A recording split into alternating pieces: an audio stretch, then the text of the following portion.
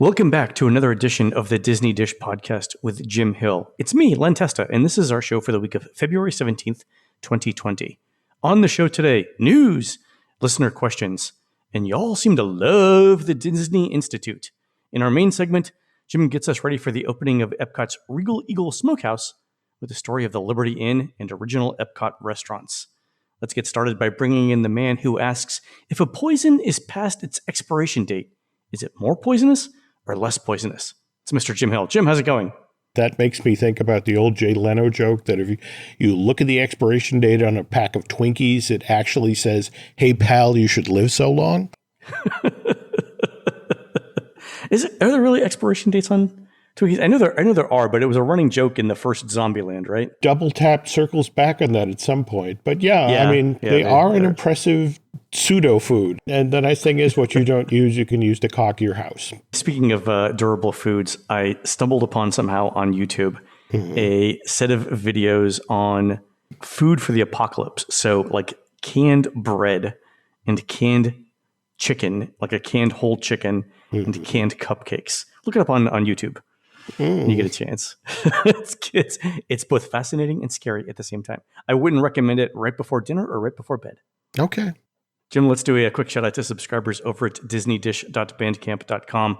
Thanks to new subscribers Julie D, Abuck, and Eric H, and longtime subscribers Emmy at Brown, Logan M, and Josh M.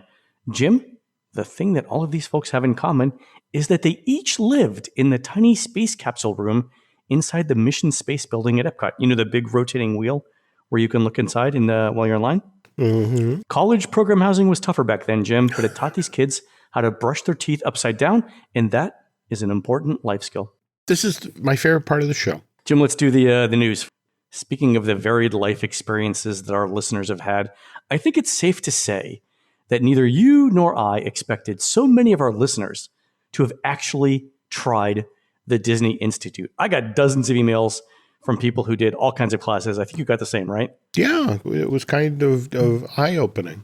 It was one of the most popular topics we've ever had. Alicia wrote in to say, they've been among the very best professional development experiences in my 20-plus year career. Robbie said, I've never attended a more enjoyable, informative, and interactive training session, and I hope that my company continues with it. Jim said, there were so many fantastic customer service points that I got to bring home. It was definitely worth the money. Jennifer wrote in to say, all the Disney Institute classes have been transformative with regards to how I do my job. By the way, Nicole, who's from, what's the institute that Chautauqua. Chautauqua, thank you. I couldn't pronounce it. Nicole is from Chautauqua, wrote in with another piece of information about the Chautauqua Institute. She says, side note, and you might already know this, Michael Eisner's wife was from Jamestown, which is basically next door, and that's why he was in Chautauqua to begin with. That would kind of explain why that's where we're going. We're getting as far away from Burbank, and I know the place. She knows all the woodland trails. All right, so Jim, the best story I think we got was from our own Mike Scabetta, who called me, by the way, quite early in the day, I might add, before I had my morning constitutional martini, to say that he actually worked at the Disney Institute and loved it. So he tells this story. Apparently, Mike said, Disney Institute was once hosting the actor Andy Garcia. And they were going to do a Q&A with Andy prior to screening the film Godfather 2, which Andy was in. So apparently Andy was running a few minutes late from a dinner, and they had to start the film without him. So he gets out of his car that's dropping him off, realizes that there's a bunch of people just getting there that have also missed the beginning of The Godfather 2. So in the lobby, he acts out all of the parts of all of the scenes in the first 20 minutes that they've all missed to bring everyone up to speed on what's going on. Then they all go in and watch the rest of the film. And Jim, that's all I ask when I show up late for a film, is that Andy Garcia brings me up to speed by doing all of the parts. Okay, I just want to clarify here that I would exempt Knives Out and say any of the Saw movies. Good point. Good point. Finally, Jim, listener Bill said that, reminder, DVC members get a 20% discount while AP holders get a 15% discount on Disney Institute classes. I don't know how they're not a sponsor at this point, Jim. I don't know what we're doing here. Okay. All right, a couple of other news points. Jim, Disney has extended Hollywood Studios park hours in March. Now the park opens at 8 a.m. the first 2 weeks of March. Probably, I'm guessing, to the account for the popularity of Rise of the Resistance, and no doubt the opening of Runaway Railway. Jim, I think Disney is pleasantly surprised with what's going on attendance-wise at the studios. What do you think? Oh, yeah. Normally, isn't there kind of a step down? I mean, we do have all of the February school vacations that go on in the Northeast, so that those artificially bump up attendance, but that's the latter part of February, isn't it? It depends on where the holidays fall. President's Day is usually pretty good for the East Coast of the country. Around Mardi Gras, you get a lot of people from Louisiana, so you'll see a lot of people wearing purple and yellow. But yeah, it's been, I think, busier than we anticipated at the studios. And I think Disney's feeling the same thing too. That's good. Okay. Speaking of Runaway Railway, Jim, we learned last week that the cue music for the ride is going to feature the theme song from the Potato Land cartoon, my favorite of the new Mickey Mouse shorts. And recall that I've said now for 2 years that if Runaway Railway has a Potato Land t-shirt in the gift shop, that I would wash director Paul Rudish's car. I may be in the market for a bucket and some soap. That's all I'm saying. All right, I'll come hold the hose. You won't suffer alone. Speaking of Rise of the Resistance, I did a really interesting technology test in the studios over the last couple of days, mornings and afternoons. I went over to the studios and I tested the network speed that you get. Because one of the most common questions we're getting on the show is, should I use Disney Wi-Fi or my cell phone carrier to get a boarding group for Rise of the Resistance? And then where should I be within the studios if I'm using Disney's Wi-Fi? So apparently in the last couple of days, Disney's start cutting off access to the remote corners of the park. So you're basically only allowed along Hollywood Boulevard, parts of Sunset Boulevard, and a little bit up towards the Chinese theater. But here's what I did. I brought a laptop and a couple of phones to the studios in the morning and in the afternoon, and I ran a bunch of network speed tests on it. As far as I can tell, the fastest network speeds to access Disney's servers are through Disney's Wi-Fi. And at Disney's Hollywood Studios, the fastest Wi-Fi access point now seems to be near the Crossroads kiosk, just past the park, right there. So if you think of Mickey as a giant network antenna, the Mickey on top of the Crossroads, that's pretty much it. I will note a couple of things. One, although the Disney Wi-Fi is like 4 times faster than your cell phone signal, at some point, everybody's request is going to make it to Disney's servers. I believe they're in an Amazon Web Services facility in Oregon. At some point, those handful of servers are going to be slammed with thousands of requests. And at that point, it becomes a lottery, right? The way that Disney's software distributes all of those boarding requests across a few dozen computers can vary. It could be something simple like a round robin. It could be something super sophisticated in terms of load balancing. But you always run the chance that whatever server you got to happen to run slower than the other servers that Disney's using. There's nothing that you can do to control that. At that point, again, it's just a lottery. But I think that's the reason why you see some boarding group requests sent via cell phone carrier end up with a lower boarding group number than those set on Wi-Fi. Because at some point, even if you're on the fastest network, you're basically down to things you can't control within Disney's network. So makes sense. It does. And I'd like to thank the unnamed Disney network technician who gave me a set of private IP addresses to ping to check for that. Thank you very much. Jim, ticket prices went up this past week. In Walt Disney World, the cheapest ticket is still $109. The most expensive is still $159. But it looks like most dates throughout the year saw an increase of a couple dollars within those ranges. And I think annual passes went up as much as 6.5%. Over in Disneyland, they're now using a 5-tier pricing structure with one-day, one-park tickets at $104, $114, $124, $139, and $154 for adults. Jim, any comment on that? For me, it's been fascinating to sort of watch the social media because it's become such a predictable thing that Disney raises its prices annually. You know, there were a whole bunch of folks who reached for the torches and the pitchforks, and everyone's like, yeah, it's Disney. They're raising their prices. What a surprise. Yeah, it's nothing new. And February seems like a common time to do it. Yeah, it was all pretty straightforward. I will note that a Disneyland one-day park hopper has gone from around $100 in like 2011-ish to $200 in the span of 9 years. Yeah. So that's an annual compound increase of around 7.5%. I note, Jim, that if park hoppers were an asset class like stocks and bonds, they would have outperformed both international stocks and high-grade U.S. bonds over that time period. Some investment advice in case you want to diversify your portfolio One day park hoppers in Disney. Okay. 7.5% annually.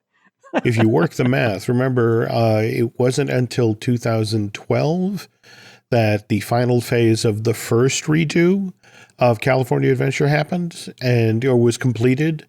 And now here we are. In fact, I don't know if you saw the Orange County Register article that broke just last week, but they are already talking about, well, what happens to Hollywood Studios or the Hollywood backlot area at California Adventures after the Avengers Campus opens. You got to pay for these somehow. So I don't think that we've reached the top yet. Oh, no, I don't think so, no.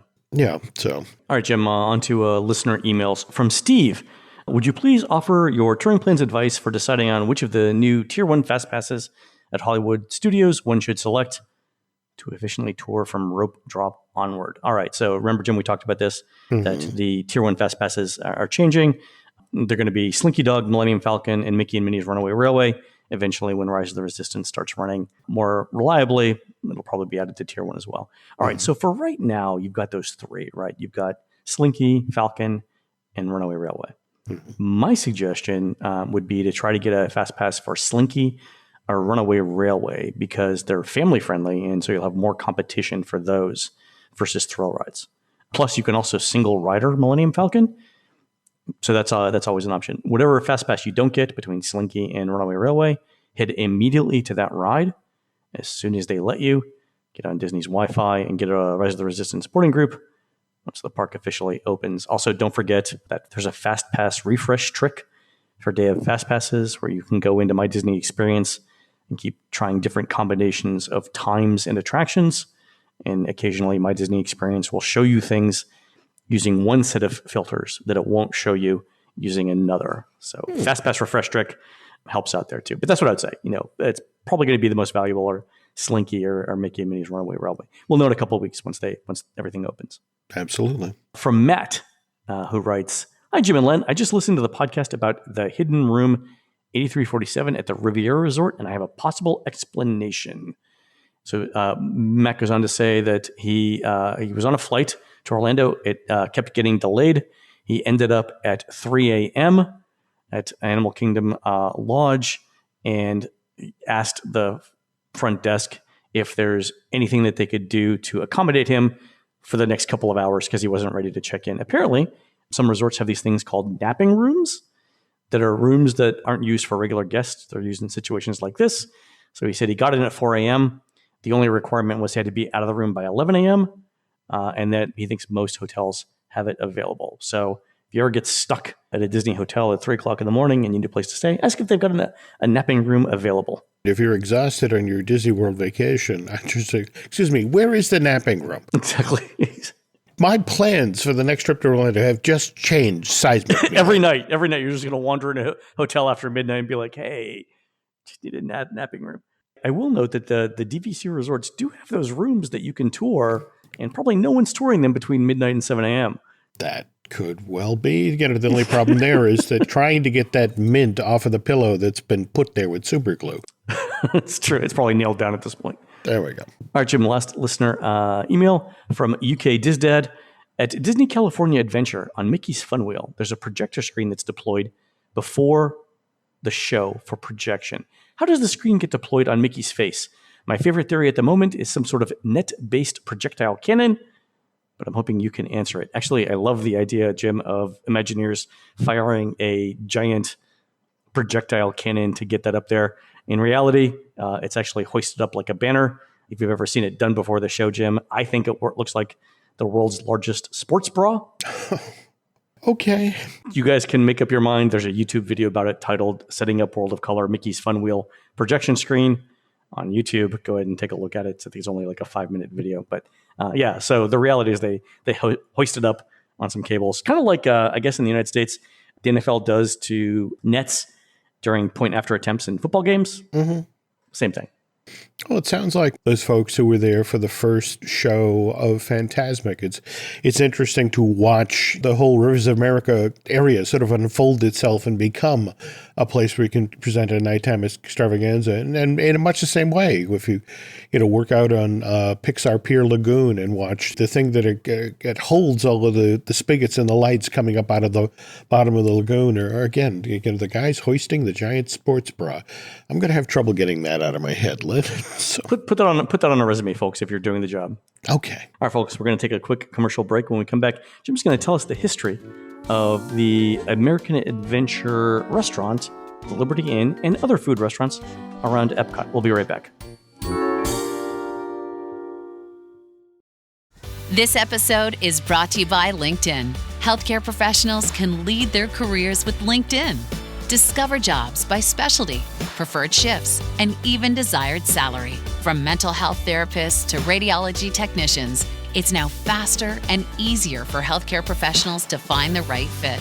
Learn more at linkedin.com/healthcare. Side effects may include faster job placement, improved work-life balance, and increased career satisfaction.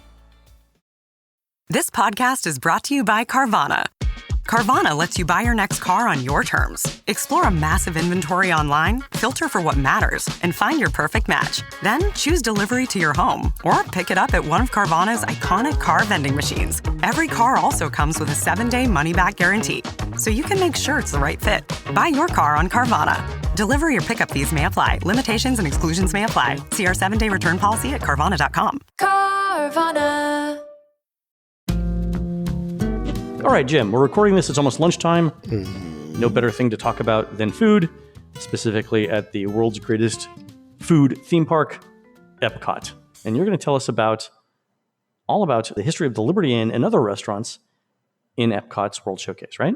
Yeah, though it's not all that surprising that when it came time to do a restaurant at the American Adventure Pavilion at Epcot, that they opted to go with the most American foods, the hot dogs, hamburgers, that sort of thing. And it certainly didn't hurt that Coca-Cola was the original sponsor. What's fascinating to me is how much thought the Imagineers put into placement when it came to where the restaurants wound up in Future World and World Showcase. And I shared a document with Len on Epcot, and I want to say, Len, that dates from like 81, early 1982, before the park opened. Yeah, I've actually never seen this before, but it's a list of all of the restaurants that were running on opening day, the kind of restaurant they were, so table service or counter service, the number of seats, and then the hourly capacity. And I've never seen that before.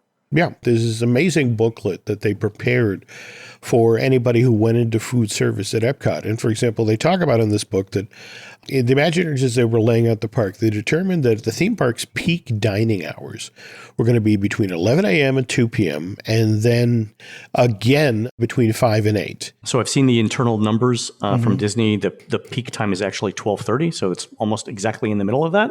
Wow. Okay. And then so for lunch, and then it's 6:30 for dinner. So yeah, they put 90 minutes on either side of that. At least back then, the idea was that Epcot had to be able to serve 6,000 people per hour. 6,000 an hour. Okay. So 18,000 people for lunch in Epcot. Okay, sure. Yeah. And given the way the park was designed, with the notion that people started their day in Future World and then late morning, early afternoon, made their way over and started around World Showcase. So the whole notion was, we don't want them dawdling in Future World. So with the exception of, I want to say, the Good Turn, the restaurant that spun around inside of the Land Pavilion. No, it's Garden Grill. If you look then at the other 4 restaurants that Future World had, Farmers Market in the Land Pavilion, the Stargate in Communicore, Sunshine Terrace, also in Communicore, and the Odyssey, those are all fast food places. And supposedly these 4 counter service places combined had an hourly capacity, Len, for 5,400 guests. Okay. With quick service, it's all about how many registers you have open. Sure. That's the number of people you can pump through. And by the way, for years, I've looked at Odyssey and it's like, why is that still there? That's such a valuable piece of real estate. Shouldn't there be a future pavilion there? Shouldn't they have expanded internationally? It's like, no, it's actually a really valuable piece of real estate for cast members, because the back half of that quick service restaurant is actually the cast cafeteria for Epcot. Oh, I didn't know that. I didn't know that either. So the notion is we want people to move quickly, at least from a food point of view, through Future World and then get over to Epcot. And then we start in Canada, Le Cellier. Mm-hmm. That's a buffeteria, and it has seating for 175 people. And what they figured was that means they have an hourly capacity of 280 people. Wow. Likewise, United Kingdom has the Rose and Crown, which is table service. This is early Epcot numbers. So They don't have actual operations, but they believed, for example, with Rose and Crown, table service, we have seating for 100 and our hourly capacity is 100 because people are going to come in, they're going to get a drink, and they're going to sit down, and they're going to linger. All right, so let me put these numbers in perspective, right? So the first couple of years that Epcot was open, annual attendance seems like it was around 8 million-ish. Mm-hmm. And then it sort of dropped off. So 8 million-ish over the course of an entire year is around 22,000 people a day, right? Mm-hmm. So, when we say that the lunch capacity is 6,000 or 8,000 people, or the restaurant capacity, 6,000 or 8,000, that's out of the 22,000 that they project, right? These days, I don't know that the capacity of individual restaurants has changed all that much, but there's something like 34,000 people in the park on any given day. Oof. And we'll get to that point in a bit because, Future World becoming the 3 different neighborhoods, World Celebration, World Nature, and World Discovery. And all of the permanent show kitchens, outdoor food booths, and that sort of thing that are now. That has changed dining at Epcot. Almost by design, right? I mean, if you built all this permanent infrastructure for restaurants, right? And then attendance goes up by like 80% over the course of, 40 years. People aren't going to get into those original restaurants. You've still got to feed them, though. So that could be the reason why. No, absolutely. But at the same time, we've seen since 94 when, the first Flower and Garden, and then come 95, the first Food and Wine. You can literally watch attendance levels at Epcot creep up on the back of, people like these festivals. They keep coming back. Conversely, that because so many of the restaurants at Epcot were table service. In fact, there were only 4 fast food restaurants in all of World Showcase for opening day. There was the walk-up counter at the French Bakery Patisserie. Okay. There was the Cantina del San Angelo at the Mexico Pavilion. Still there. Downside, though, only had 50 seats, so their hourly capacity was 100. There was the Yakitori House at the Japanese Pavilion. Okay. Same thing. It only had 100 seats. They figured they only had 200 capacity. Remember, though, most of those seats are outside. Inside, I think there's like 20 or 30 seats. Okay. That's how they're getting the hourly capacity of 280. Okay, fair enough.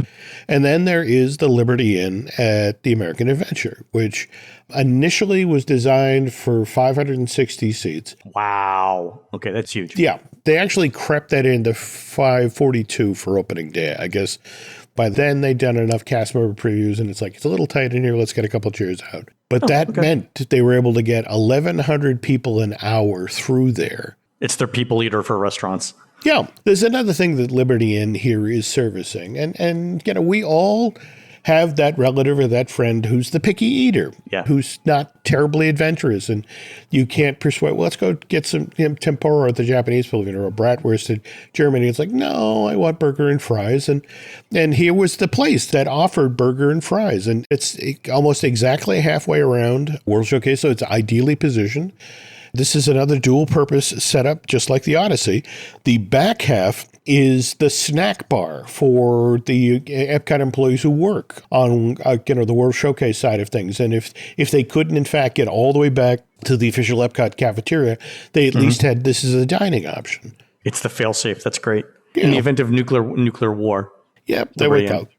All right, so Jim, what was the menu when you mentioned burgers and hot dogs and stuff? Yeah. Was that the menu when Liberty Inn opened? Because it's not the menu that it was in effect when it closed, right? No. In fact, it was about 2013 that is kind of a secondary thing happening here that American Adventure, because it hasn't been updated in a while, attendance is eroding. And when you're the restaurant that's at the exit of the attraction that isn't pulling as many people as it used to, you're just not doing the business that you were going to do. And Also coupled with the fact that when you think about how many permanent outdoor kitchens there are around World Showcase right now.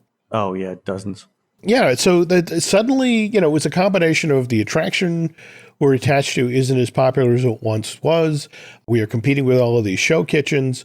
We need to step up our game. So starting in 2013, 2014, the folks who handle foods or do the development of menus at Disney parks and resorts, they began folding in regional foods to see if, maybe this will help turn things around. So starting in 2014, they folded in things like Maryland crab cakes, Louisiana-style shrimp, and New York strip steaks. Ooh. The problem is you got to get people to buy this stuff. And by 2015, due to poor sales, the crab cakes and the Louisiana shrimp were off the menu. They also dropped a surf and turf burger. New York strip stayed, though. Huh. Come 2016, the surf and turf is back, not as a burger though, Len, but as a full meal. They also began offering a grilled buffalo chicken sandwich with bacon. And finally, it's March of 2017. Let's rejigger the menu and see if this changes anything. And this is when they do a Cobb chicken salad sandwich, which I guess in the history of Disney theme parks was the messiest thing to eat. Yeah, how would you eat a Cobb salad between slices of bread? It doesn't even make sense. So they try 2014, 2015, 2016, 2017. Yep. They try menu tweaks. They're giving it the old college try here. But it's not doing it, Len. And Remember when they started doing the grilling the hot dogs outside at the Liberty Tree Marketplace? Liberty Square. I was there yesterday to check out the new seating. Yeah. Okay.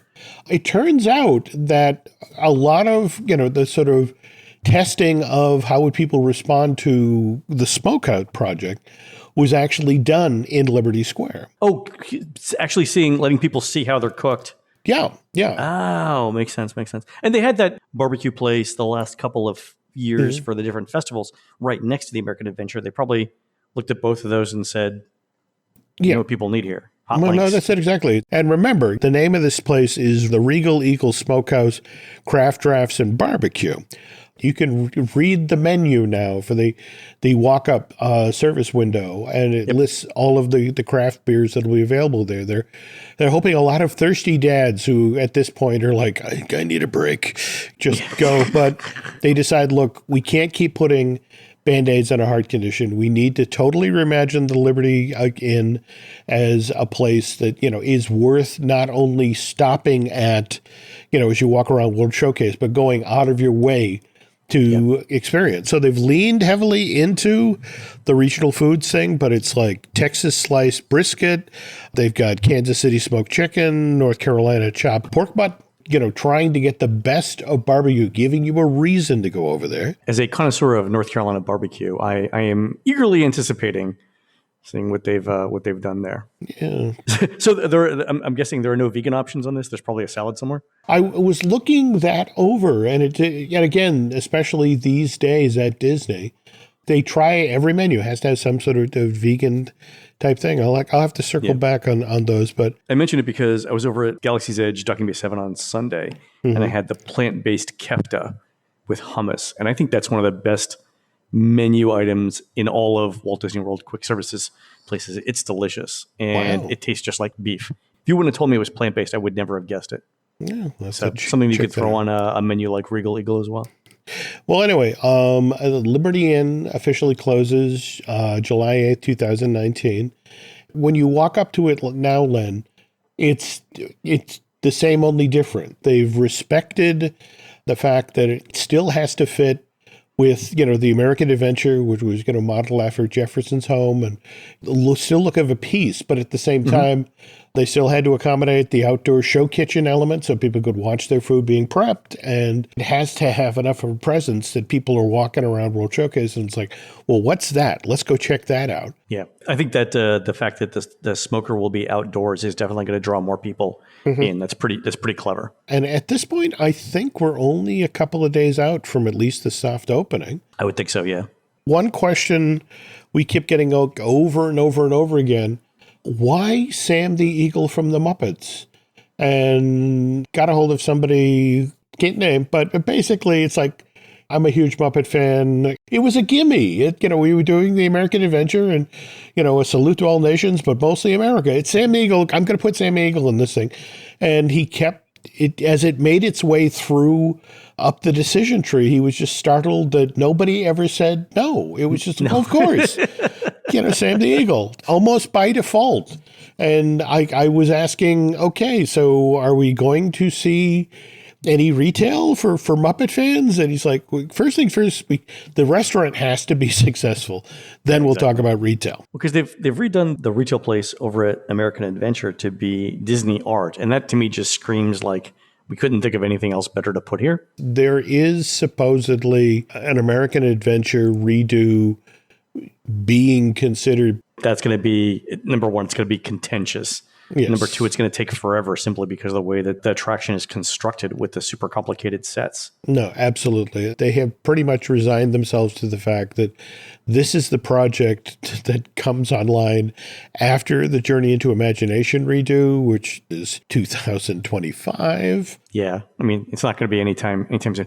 Not only that, but I mean, okay, let's say that you agree with the premise that the script for American Adventure was written 40 years ago, and our view of American history has become more nuanced or changed since then. What scenes do you pull out without offending someone? Yeah. That's entertainment, right? That's show business. If you drill down into the original presentation of Disney's America, the theme park that was going to be built in Prince William County in Virginia, the show that was going to be presented there about immigration was actually going to feature the Muppets. They were going to be the cast. Sort of the one way to unify the story of immigration was by having the Muppets tell it. I have this uneasy feeling that if Sam's outside selling barbecue, maybe that may come back on the table. But at the same time, I'm kind of hoping not. All right, thanks for doing that. All right, folks, that's going to do it for the Disney Dish Show today. Please head on over to disneydish.bandcamp.com, where you'll find exclusive shows never before heard on iTunes. Jim, we're still going through the Disney Music series. You said we just posted the last one. Yep. The American Adventure ties in well with this. Also, you can find more of Jim at jimhillmedia.com and more of me at touringplans.com. On next week's show, Jim talks about how Disney built Remy's Ratatouille adventure at Epcot. We are produced fabulously by Aaron Adams, who's interpreting Joy Division's Substance album live at this weekend's Northwest College Jazz Festival in beautiful Powell, Wyoming. While Aaron's doing that, please go onto iTunes and rate our show and tell us what you'd like to hear next. For Jim, this is Len. We'll see you on the next show.